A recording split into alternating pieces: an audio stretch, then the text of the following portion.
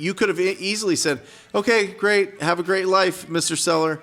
But you built a relationship. Now he's sending you deals. Exactly. He trusted with me. With zero marketing costs. Zero marketing. Yeah. So, he trusted me when we did that deal and we built that rapport. Yeah. And he brought me the lead. He's brought me another lead after that. That almost became a deal. Mm-hmm. So, that changed everything for me because, awesome. It's different from my first deal where I made peanuts. Yep. To now 31,000. And like you say, when you start making these bigger deals, it changes your brain chemistry. And it's absolutely true where you're saying, if I build this, I could do at least one of these a month. Mm-hmm. And really just take it, scale, and do whatever you want to do. 2020 was a very transitional year for a lot of people, all right? 2020 really, a lot of people got laid off. A lot of people went home for a long time. A lot of people looked at the jobs that they had and they said, you know what? I am going to finally do something different. I'm going to do something for me. I'm going to let this monster inside me, this entrepreneurial monster inside me loose, and I'm going to do something special during this time. I'm not just going to sit around and wait until I can go back to work. I'm going to start providing value in my own business right now.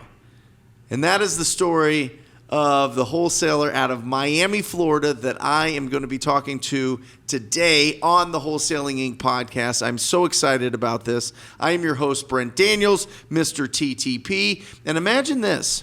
Imagine that you transition your whole life to real estate, and then it takes 335 days before you earn a cent. And not only that, but you make a good deal. You put together a really good deal, but you only get about 10% of that deal because you're slicing it up with everybody else involved, but you still stay strong. You still know, there's a fire inside your belly that says, I can do this and I'm going to succeed and it's going to be exciting. And that is the story that we're going to tell on this podcast. It is incredibly inspirational in one of the toughest markets in the country. Marcelo Lara, welcome to the podcast. Brent, thanks for having me, man. It's a pleasure. Pleasure to be here. This is going to be so much fun. Yeah. So you flew all the way here to Miami to be here in person. And this is really exciting because now you've closed 6 deals. Yes. And we're not talking like little teeny deals. Like in some markets, we're talking some bigger deals. Some nice deals, yeah. And so you wouldn't have got to these 6 deals until you got the first deal. Right? Of course. But the first deal took you 11 months. It took you 9 months to find your first deal and 2 months to get it closed. Correct. How do you keep your mindset strong during that time? It was extremely tough. Like you said, it took me 9 months to get the first contract signed. And, my goal when I started was to get my first deal in the first 90 days. So, of course, human nature, when you don't meet these goals that you set for yourself, you start to doubt yourself. Mm-hmm. What is this for me? Right. Should I change my market? So it's just belief. You have to really believe what you're doing. I was getting some good leads, but for whatever reason, I wasn't closing them. Maybe needed to work on my sales skills, or a competitor came and I don't know. I just wasn't closing them, the opportunities I had. So it really is just the mindset that, I believe this is going to work, and I believe it's going to work for me because I could see the potential with the leads I was getting. And as you mentioned, 9 months to lock it up, and it didn't close for another 2 months. So I started doing this February of last year. The calendar year last year, 2021, I didn't see a penny, and I'm just living off my reserves. And Miami isn't cheap. So it was tough. But when that first one closes and you see money, and again, you also mentioned, the assignment was nice. I had to split it with some people, some other co-wholesalers. So it was a very small fee that I took home, but it changed everything. Yeah. You get that proof of concept. Yep. And now you say, I could do this. It's real. And it really changed my confidence, moving forward from that deal. How do you get that belief? How do you keep that belief? How do you not fall back into, because we had talked and you said, well, maybe I should go back to get a job. Maybe I should go back and stop doing this full time and just kind of figure it out for a little while. I mean, What stopped you from just falling back to that? To be honest with you, it just, for me, I've always been entrepreneurial in spirit. Yeah. But, just the simple thought of going back to a job, I was like, man, I can't go back to this. Like, just keep going at what you're trying to do. Keep putting in the work. Eventually, you're going to get a deal. You just really have to have that strong belief and the mindset. It's very easy to quit, and I could have quit for sure because it was tough. But it's just really not going back to the workforce. It's just not for me. Anybody that's entrepreneurial, you want to do your own thing. You want to be your own boss and all that. But, just the thought of going back to my old life, it's not what I wanted for my life, for my future. Yep. So that's really what got me back into, just keep going at it. Keep putting in the work. I love it. Yeah. Well, listen, you go to a job when you have a job, you are that employer's investment, right? They pay you $50,000, $60,000. They want to get $300,000, $400,000, $500,000 out of your efforts, right? Or what you do. And what you're saying is, I'm gonna put that. I'm gonna take all that. Exactly. I'm gonna take these savings. I'm gonna invest myself. I'm gonna figure this all out. And that 20, 40, 50, 60, 100,000, $1 million that I can earn, I'm going to keep that because this is me. I'm investing in myself here. You know what I mean? Yeah. Like, that's so powerful. And just to keep that, inspiring your faith and your belief that you can get this done, that's powerful. And I think a lot of people don't have the stomach for it. A lot of people just don't have, they don't have the confidence for it. So where does that come from? Does it come from past experiences? Does it come from just, your parents telling you that you're the greatest and you grew up and they were like, you could do anything you want type of thing, and instilling that belief? Is it, friends or your squad or whatever else? You know what I mean? Yeah, I think, growing up, and my younger brothers here too, for us, we were middle class, but, probably lower middle class. I mean, we went to private schools and stuff, so we had supportive parents, and they made decent money. But I think from my grandparents, they passed away last year. They had their own jewelry store for 20, 30 years. Awesome. And, just seeing the freedom that brought for them. Literally they would have a good summer in the jewelry store they had down in the Florida Keys and decide, let's take the whole family to Europe. And they did that twice. Yeah. It's hard to do that if you're working a 9 to 5, not making good money. Yeah. So I think a lot of it is from them and how we were brought up to just, we're in the greatest country in the world. Whatever you want to accomplish here and achieve, it's possible. Sure. And our grandparents were born in Cuba, which, as you know, is a communist regime where you don't have those opportunities. Right. It doesn't matter what you have in your spirit and what you want to achieve in your life. You can't do much, if you're restricted by your government. Sure. So I think a lot from them and our parents too. We have great parents and really set the example of working hard and just dreaming. Yeah. Whatever you want to do and with your life, go and make it happen. You have the opportunity here in this country. Love it. So from that. So month 1 to month 9, what do you do in these first, this first 270 days of this process? What are you doing? Did it take you a long time to even talk to a property owner? Did it take you a long time to get a lead? Did you feel like you were getting leads, but you just couldn't really close them? You didn't really know what to say? Or why did it take 9 months to get your first deal? So I'm a TTP student. I finished the program and I jumped right in making cold calls. I remember the first day before, deciding, it was a Monday, starting the week. I was so nervous. I was like, man, I've never really cold called. Like I was sweating. Yeah. And I think that first day I made one call. The person said, no, I'm not interested. I hung up. I'm like, that wasn't that bad. No, I was done. But I was like, you know what, man? Like all that fear.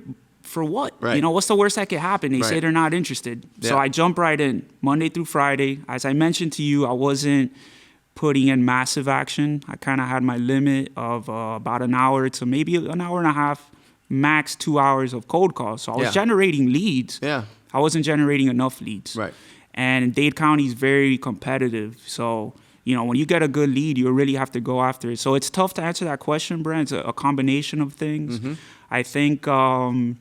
I just made a lot of mistakes. A lot of the things you teach, I wasn't doing. Networking. I had the imposter syndrome. I wasn't doing any networking. Sure. I didn't network until I got my first deal. Yeah. Because the imposter syndrome went away, and if I would meet people at these events, I could say, hey, yeah, I've done a deal. Yeah. So, not getting loud enough, not telling people what I'm doing, not putting in enough work with the cold calling. The name of this game is you're not going to get deals if you don't generate leads. Right. So I wasn't generating enough leads. Got it. So a combination of those things. And just being in a tough market, Right. and I wasn't barely spending money on marketing. Took a very frugal approach, and I almost got deals in the beginning, but they fell through for whatever reason. One lady, she was going to. I think I remember telling you about this. It was my first week, my first lead, I guess. She was going to foreclosure auction, and it was going to be a deal. It was fire damage house, like good. We're talking numbers. She let the property go to foreclosure auction, lost it for nothing. So the normal challenges that in our business come up. You could get good opportunities, but a lot of things could happen. Right. But you just kept going. So was it just that you finally, after those 9 months, you had talked to enough people to be able to get that first deal? Yeah, like anything in life, I think I finally earned my stripes, or I put in the work. Yeah. I was putting in the work every day, maybe not massive action, but consistency. Right. Every single day, even the weekends. If I wasn't doing calls or something, I was educating myself. Mm-hmm. And I think the combination of that, finally I got a lead, and this one I happened to close. You know, it's just kind of earned my stripes and Do you took think the that punches. instead of an hour a day and the rest of it doing education and building and strengthen your mindset, if you did 3 hours a day of calling, you would get there faster? 100%. Right. 100%. Yeah. And you talk about that all the time. Like, you have to put in the work. You got to generate leads. So, of course, even just putting an hour extra. Mm-hmm. And that was something that, was kind of a weakness of mine where I had my limit. Yeah, which I told you, I'd just be so bored doing the cold calls. I had to play solitaire on my computer. Yeah. So 100%, Brent. Yeah. 100%. Well, and I think that this is important for this conversation. Listen, talk to 1,000 people. Talk to 1,000 property owners about selling their property, and you can talk to anybody about anything. And I don't want you to be making calls your whole life. You've already transitioned. You've got callers for you. Callers making the calls for you. But it is important that you build the foundation of all of those conversations, because then you can hire the right people, you can train them the right way, and you know which list are the best to go after. So if somebody's listening to this and they're like, I don't want to make 3 hours of calls every single day to these distressed property owners, these ugly properties that are, in my community every single day. But what if that made you a millionaire? What if that built the foundation to build a profitable, cash-flowing business that gave you $200,000, $300,000, $500,000 net profit to your bottom line every year in perpetuity? Would you do it? You know what I mean? Yeah. And that's honestly what happened. Yeah. I mean, that's what can happen in this business if you just get past that and you push forward and you're able to, and we talked about it, get in the mud. You know what I mean? Get in the mud. Go through all of those, terrible things that go through our head that says, oh my gosh, why am I doing this? Oh my gosh, there must be easier ways. Oh my gosh, there's maybe there's a different way that I can be a crypto millionaire a lot easier, or whatever else, right? Yeah. But the fact is, everybody that's wildly successful goes through it. Everybody. Yeah. Everybody that's wildly successful goes through that. And if they don't, if somehow they hit the lottery or they won big doing something else, they give it all back away because they don't have the discipline to be able to build a real business. Yeah, and it's like, I agree 100% again. And it's what you say, if you knew, if we had the crystal ball, that you would put 3 hours of cold calling for whatever goal, it doesn't have to be in real estate related, and it would bring a certain amount of money back, who says no to that? Yeah. But then when a lot of people would, I think. I mean, yeah, I guess some people want to be comfortable and they don't, but some people will say yes, then they actually do what's hard. Yep. I mean, because it is hard. Yeah. And it's especially hard when you don't have proof that it's working, right? Like, because your proof is when you make money, when you close a deal. Yep. So, anything worth having in life, you gotta it's hard. If not everybody would do it, right? It's so cliche to say, but it's true. So yeah, it's not easy, but it's extremely powerful. That's you right. know, now that I've been doing this for about a year, 9 months, and tried a few different marketing methods, to me, there's really nothing like cold calling. Right. You know, it's as direct as you could be, besides if you go and knock on someone's door, which is not efficient. You know, Right. and in Miami with the hot weather, here too, Yeah. you know, who wants to be driving around knocking on people's door? Cold Yeah. calling is an amazing tool. And, you know, obviously TTP, it's powerful. And it's, if you do it, you're going to get results. Well, it all comes down to you have to have a quality conversation with a distressed property owner. That is the seed of every deal. And you either are spending a bunch of money in marketing to get those people to call you. You're building a referral database, which we talked about off of the podcast, or you are being proactive. And you can be proactive by picking up the phone and calling those people. So absolutely incredible. Let me strike back again at what you were saying about networking and imposter syndrome. If you feel like you got around people earlier, do you think that would have helped? Definitely. Yeah. Definitely. And I realized that when I went to my first networking event. It instantly hit me just chatting to a couple people. I'm social by nature, so, you know, I can make friends and be friendly easily. Yeah. But it was the imposter syndrome that held me back. But just in that first event, I said, man, I messed up. I should have been doing this in the very beginning. Right. The doors I could have opened for myself, the relationships, you Yeah. know. And these networking events, now I've become friends with some of these people, and it's an incredible resource. You bounce ideas off of people. Hey, what's working for you marketing-wise? What do you Right. think about this? How are you adapting now to the changing market? So definitely. I should have been doing it from the very beginning. It's exactly what you teach. Yeah. And unfortunately, yes, for me, it was imposter syndrome. I just felt like, how am I going to be rubbing shoulders with successful investors when I haven't done a deal? Right. Like, they're going to say, who is this guy? Right. But you can't go in with that mindset, in my opinion. I realize now it was a huge mistake.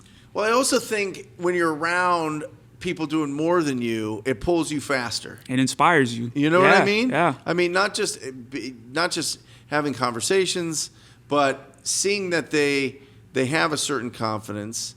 They have this experience. You can go to them if you need some help, or if you need to split a deal, or you need some help raising funds, or finding a buyer for your deals, or whatever it is. But also just like their motor. Yeah. You know what I mean? Like, batteries are included with these people. You know what I mean? The more that you're around people that have the high energy and their proof of concept, not necessarily like a personal proof of concept, but like, just you understand that what they're doing and how they're doing, and they break it down for you. And if they can do it, so can I.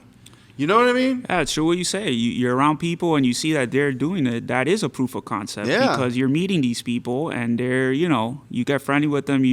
Maybe not everybody's genuine, but people are telling you what they're doing with their business. Yeah. And that's inspiration. You're getting that energy from them, that they're in my market. They're doing the same things I'm doing. They're just doing it better. They're doing it more. They have a system in place or processes, and they're just, taking advantage of it. Yeah. So yeah, it could be a form of inspiration, and networking is just an amazing tool in any sort of industry.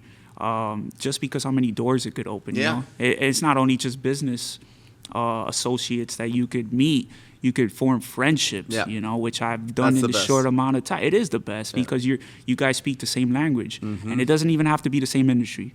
When somebody has their own company and they're struggling to make money, and somebody else is going through the same thing or has been through it, you guys understand each other. That's it. You're speaking that same language. So, yeah, hindsight's 2020. Obviously, that was a big mistake, and obviously we talked about it earlier. Not being loud and telling people, hey, this is what I'm doing. Unfortunately, in today's social media age, people take it as, you're trying to brag. Yeah. You're trying to flex or whatever. Yeah. I've posted some of my deals on Instagram, and it's not all positive reaction. You'll lose followers. People message me with nonsense, correcting me on what's gross and net profit or whatever. It's like, man, you can't just be happy I closed a deal. Yeah. And me, I'm a very humble person. So I'm not trying to be, this brash, hey, look at me, I did this deal. It's not for that purpose. The power also of getting loud. Yep. That's the reason I'm doing it. Yeah. And since I started, networking more and getting louder, I've seen, the power in both. Well, we're going to talk about a deal that you did because of the power of referrals and networking.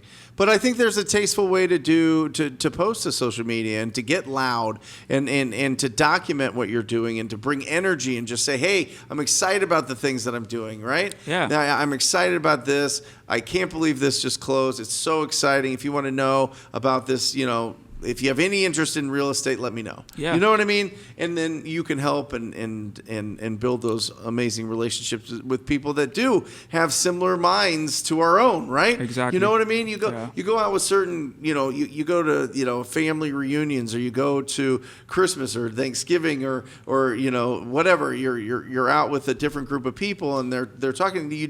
You feel a little bit like, wait, they're not entrepreneurs. They have no idea. If I started talking about this, it's going to fall on deaf ears or whatever else. So I need to be around people that have a similar brain, right? Exactly. And then that's where you find those opportunities. Yeah. And, the purpose behind getting loud is not, as you know, it's not to brag or anything. No. If I could just inspire one That's person, it. Watching your videos when I got laid off in the pandemic, your videos inspired me. Sure. And here I am today, just off you getting loud, right? In essence, you putting out material, you're not trying to brag or nothing. You're trying to inspire people. You're trying to coach people.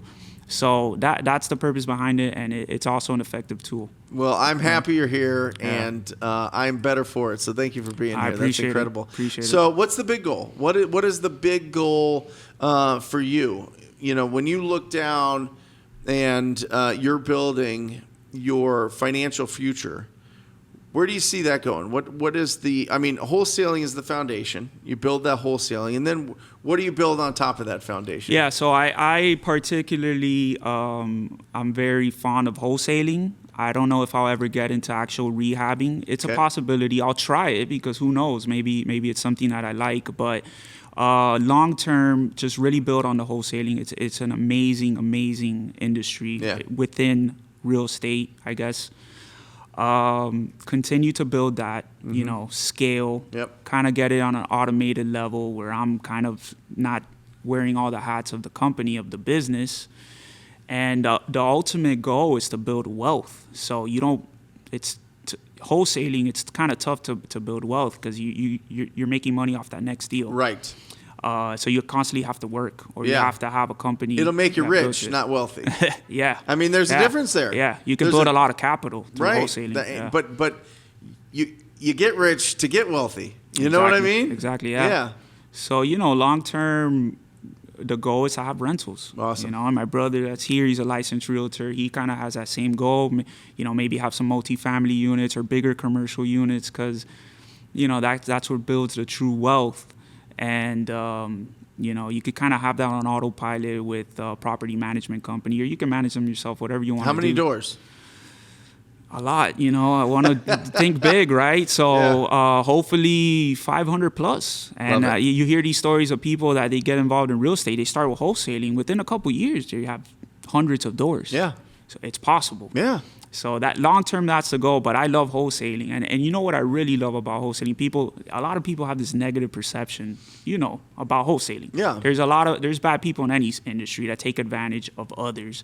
For me, I've really, in most of my deals, have made a difference with the seller. Oh, for and sure. And that brings fulfillment. It's not just the money. It's you're really helping people that are in a bind. Yep. So that's not just lip service that people like to say, and I'm sure anybody that has never done wholesaling, they think, oh, that's bull. Yeah. It's not the case. I've had sellers cry and hug me, and I've become friendly with them because you really make a difference. So what we do is not something that's taking advantage of somebody. You could really, really help them. Yeah. I don't know how you could take advantage. It's a 30-day process in escrow. You know what I mean? It's not like you get people to sign a purchase contract and all of a sudden you own their house. You know what I mean? It's a whole process that goes through third parties, attorneys, title companies, the whole thing. You know what I mean? I think that it's just people can't believe that it's real. Yeah. People can't believe that you can go and you can build a unbelievable business by going and working with these property owners that are in distress and then matching them with cash buyers or investors that want to go then and invest into the communities that they're a part of, right? That they want to invest in and make everything better. That's exciting to me. It's a win-win for It's everybody. so It's exciting. really the perfect business because, like you said, these rehabbers, they're improving the neighborhood, and the ugly houses no longer are ugly houses when they rehab them. Property taxes go up, so the county and the municipalities win. Obviously, the seller, the wholesaler, the realtor involved, if there's a realtor, the title company makes money, the attorney. 56 people on average make money on a wholesale deal. Wow, that's crazy. Getting it from the property owner all the way to it getting fixed up and a new owner living in it, or family or rental or whatever it is. 56 people on average. That's crazy. Get paid. Yeah. Put food on their table because of that. Well, and not only that, but what the difference between, oh, that's a really rough neighborhood and, oh, that's an up and coming neighborhood and really cool is money. It's investment. Exactly. Who brings the investors into these areas? We do. Exactly. We do. Yeah, we're doing a service to society, and it's incredible. a shame. It's a shame that a lot of people see it, and even people in the industry, realtors and wholesalers, they don't always get along well. Right. Sometimes we're competing getting for better. this. It's It getting is better. because people are seeing this is real. This isn't just some fad, and it's powerful. And I know now that and that's what's most. The money's great when you do a deal, but to really help somebody out, That's that the they best. thank you, that they hug you, that they cry. I mean, that's an amazing feeling. I still get Christmas cards. I bet. I get Christmas cards bet. every year from people that we've worked with. Well, anyway, let's break down a deal. Let's do it. It's time to ring this victory bell. Let's do All it. right. So go ahead. Which deal are we breaking down? So we're breaking down. So my very first deal, the seller, we closed, and I told the seller, hey, if you ever hear about anybody that wants to sell, let me know. I'll pay you out a minimum of $1,000 referral fee. Yeah. So didn't think too much of it. That was obviously my first deal. So the first time I was able to tell a seller that. A couple months later, out of nowhere, he calls me up, or maybe like a month later. It wasn't that long, and he says, "Hey, I have an opportunity." I think it was his father-in-law, and I said, "Okay, what's the address?" He gives me the address. I see it's in an area that's growing a lot. Mm-hmm. So I'm already intrigued just based off the address, So we set up a call with the owner of this property. And he says, I think he wanted like $275, something like that, which was more than I would want to pay. Yeah. But he seemed very motivated. It was a referral. We set up the next Monday to go see the property. I went to see the property, met the homeowner there. He had some tenants, and walked it through. I had already had the numbers. I was saying, man, I could probably make money on this deal, locking it up as high as 240, 250. He wants 275. So walking through the property was pretty rough. I could see the potential.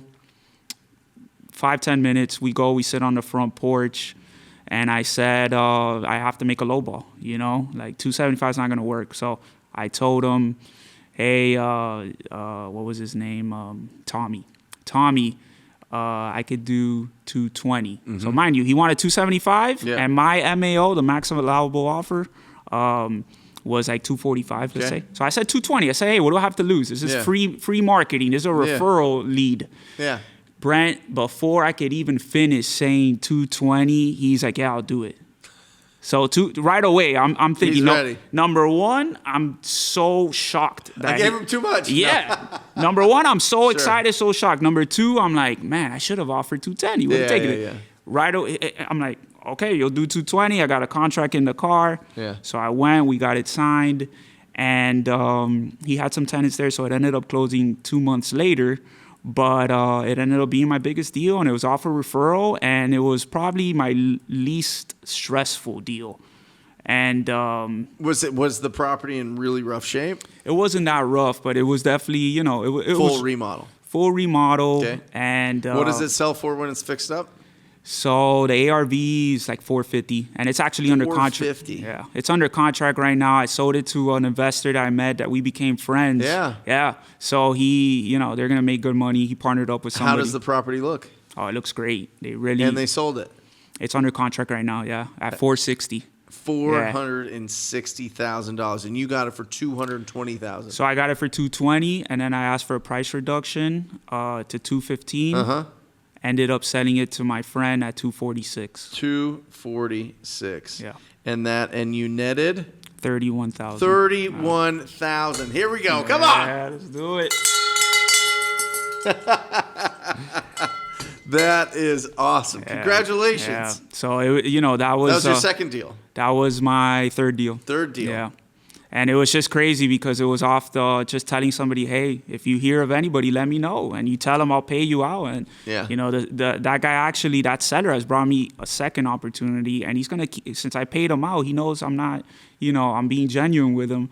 So free marketing, there was no marketing involved, just a referral. So it's powerful.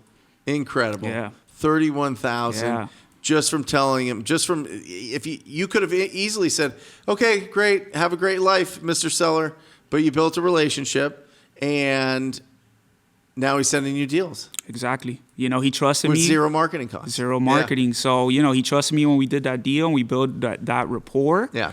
And he brought me the lead. He's brought me another lead after that. That almost became a deal. Mm-hmm. So, that changed everything for me because, awesome. It's different from my first deal where I made peanuts to now 31,000.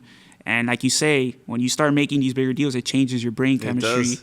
And it's absolutely true where you're saying, if I build this, I could do at least one of these a month and really just take it, scale and do whatever you want to do. And then two. And then and five. You do two at 31,000, that's $62,000. Exactly. For two deals. Yep. Right? And it's super possible. And, I have friends. Happens every second of every minute of every day. Yep. For real, yeah. So that was the one where obviously I had already done a couple of deals. I had the proof of concept, but that one was like, wow, this is powerful. Like I'm going all in. Like I was dipping my toe in the ocean. Yep. Now it's like you need to really focus on this and the power of wholesaling and real estate in general. I love it. Yeah. Congratulations. Thank you, Brent. 6 deals down, momentum behind you. You've got callers. You've got a game plan for the rest of the year and to just blast off next year. Absolutely incredible. How can people get a hold of you? Yeah, so the best place would be Instagram. Okay. My username is Marcelo, Marcelo, 2988.